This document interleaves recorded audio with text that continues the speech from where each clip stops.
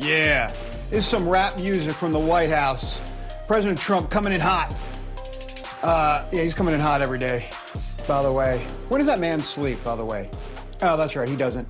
I need to sleep. I need a lot of beauty sleep, as you can clearly tell on the air. Welcome back, everybody, to American Sunrise. All right, Secretary of State Marco Rubio is in Israel. He met with Israeli Prime Minister Benjamin Netanyahu. He said great work has been done, but in a shocking development, and I'm being sarcastic, more needs to be completed. Take a look. We have more work ahead of us, but we feel very positive about it. We're making good progress. It's amazing that in just 7 or 8 days, the kinds of things and systems that have been set up. No one's under any illusions. We've already done the impossible once, and we intend to keep doing that if we can. We have good partners that we're working on. But we feel confident and positive about the progress that's being made. We're clear-eyed about the challenges, too. But the president has made this a top priority. All right, for more, let's bring in retired Army Lieutenant Colonel, geopolitical strategist, and former Black Hawk pilot. Boy, that's patriotic. Darren Cobb. Darren, thanks for being here, and thanks for your service to our country. Secretary of State Rubio, by the way, also said that a Gaza free of Hamas is going to be, quote, a long-term project. Yeah, no duh. We know this is going to be hard, but Darren, what needs to happen to make this a new Gaza, or this new Gaza, a reality? Because there's a lot of moving parts here. Good morning to you. Hey, good morning, David.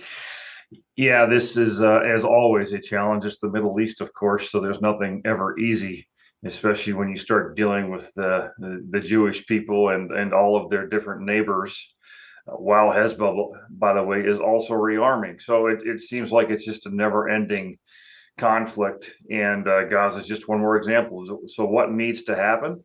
Well, Middle Eastern nations who constantly have complained about the so-called treatment of the Palestinians need to step up and fund the complete rebuild of the Gaza Strip in the first place. They're the ones who need to take the predominant role in securing it, and they need to pay for every bit of it. This should not be coming out of America's coffers at all to do this. And frankly, many of the people who are in Gaza should be relocated to places where they really originally came from, which is primarily Egypt and Jordan. I've said for a long time, in order to fix this problem, you have to own Gaza, and what that looks like exactly can be debated. But what can't happen is for a legitimate governing authority to come into place again that is based on any form of the PLO and Hamas, because you're just going to be doing this again some years in the future.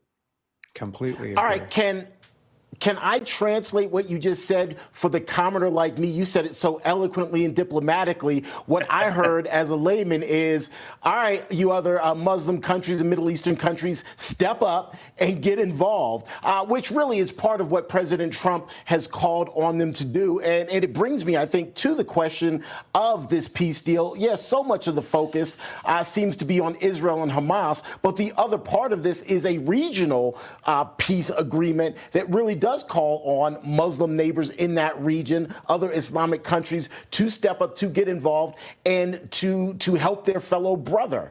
Am I wrong there? That's how I see it. Oh, Terence, you're absolutely right. No, this is one of those things where many of these nations have used the hammer of the Palestinians against the people of Israel, and for once they have a chance maybe to really step up and make a difference for all the people who live in Gaza. They can do something positive, or they can get in the way again and be part of continuing this conflict for years into the future. So it's time for them to just step up and put their money where their mouth is and try to make something out of the Gaza Strip that can actually be prosperous and for the good of the people living there, or give them a new home if that's a route they choose to pursue. But I think we're in the West need to get really tired of listening to these nations complain about the so-called plight and actually do something about it, rather than blame the Jewish people in Israel for everything that's happening all the time. Darren, sorry to interrupt, but I think it's also critical to point out that since we kind of set this table, that ridding Gaza of Hamas is probably going to be a generational thing, not something that's going to happen in one fell swoop. That makes it even more important for these other countries to get involved in order to be a bridge, if you will, to getting rid of Hamas over a generational period. Oh, absolutely. And one of the challenges here is the fact that Hamas is as much an ideology as it is an organization. So it doesn't take much to strip it out of a uniform and put on civilian clothes and hide among the population.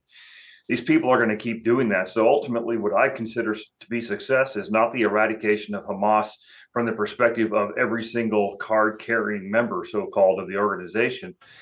This is an ideological struggle that will continue for years into the future. I'd be happy to define success as making them ineffective and having no role in the governance of Gaza in general. Yes, this is one of those things, just like the country I've spent a lot of time in, like Afghanistan, where you're dealing with generational histories that need to be overcome over time. That's the only thing that really matters, is that it will take a long time, and do we have the patience to work with it?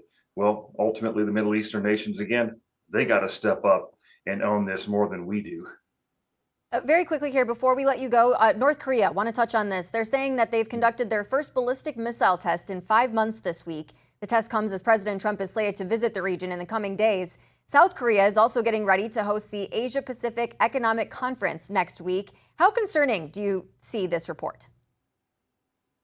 Honestly, this is kind of like par for the course with North and South Korea and everything going on over there. I've lived there, I've served there, and every single time there is any kind of an exercise or a meeting between militaries or on the diplomatic side or national heads of state, North Korea launches something into the ocean. They're trying to get attention. They're trying to get benefits from other nations and things like that. So ultimately, I'm not highly concerned about this report. I think it'll be largely inconsequential to what's happening. Darren Cobb, thank you so much for your service and your time here today. Thank you. Thanks, Darren. Thank you. Great stuff. All right, coming up, what are the warning signs of a heart attack? We're going to have some tips on what you need to watch out for next on American Sunrise.